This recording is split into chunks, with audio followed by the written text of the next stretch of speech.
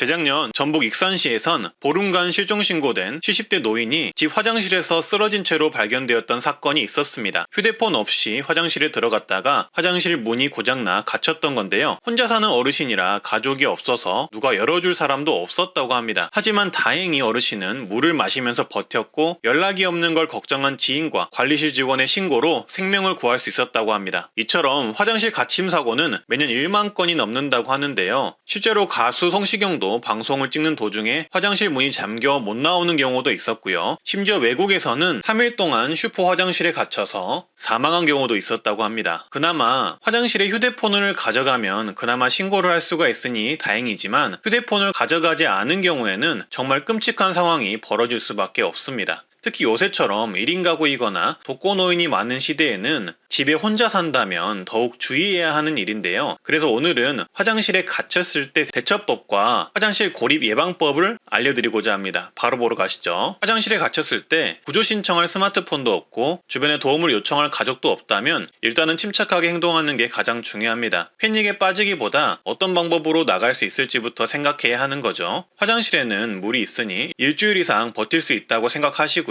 수건을 통해서 체온을 유지하시면서 침착하게 빠져나갈 방법을 고안해내는 게 중요합니다. 가장 먼저 해볼 방법은 스마트폰이나 AI 스피커가 화장실과 멀지 않은 곳에 있다면 음성인식 기능을 통해 구조를 요청하는 방법이 있는데요. 큰 소리로 AI를 불러보는 겁니다. 빅스비! 삼성 휴대폰은 빅스비를 부르면 되고 아이폰은 시리, KT는 지니, 구글 같은 경우는 헤이 구글, LG U+는 쿨로바 등을 부르면 되는데요. 만약에 이렇게 하셔서 음성 인식 기능이 대답을 한다면 가족이나 지인에게 전화 연결해달라고 요청하시거나 119에 전화 연결 요청을 하시면 되겠습니다. 실제로 지난 4월 한 30대 남성이 5시간 동안 화장실에 갇혀 있다가 이 음성 인식 방법으로 극적으로 구조된 사건이 있었습니다. 이 남성은 문을 부수거나 환풍구를 통해 나가는 방법이 실패하자 이 음성 인식이 생각나 시도를 해봤는데 다행히 어머니와 연락이 되어서 살 수 있었다고 합니다. 따라서 본인이 가지고 있는 음성인식 기계 사용법 정도는 미리 숙지해 두시면 좋겠고요. 또 다른 방법으로는 날카로운 물건으로 문을 여는 방법이 있는데요. 주변에 송곳이나 실핀처럼 가늘고 뾰족한 물건을 사용해 문을 열 수도 있습니다. 가정용 문의 경우 손잡이 하단에 작은 구멍이 있을 수 있는데요. 그 구멍을 찌르면 잠금 해제가 되도록 설계되어 있어서 잠긴 문이 열릴 수 있습니다. 그래서 화장실 선반에 송곳이나 철사 등 날카로운 물건을 미리 두시는 것도 예방이 될 수 있습니다.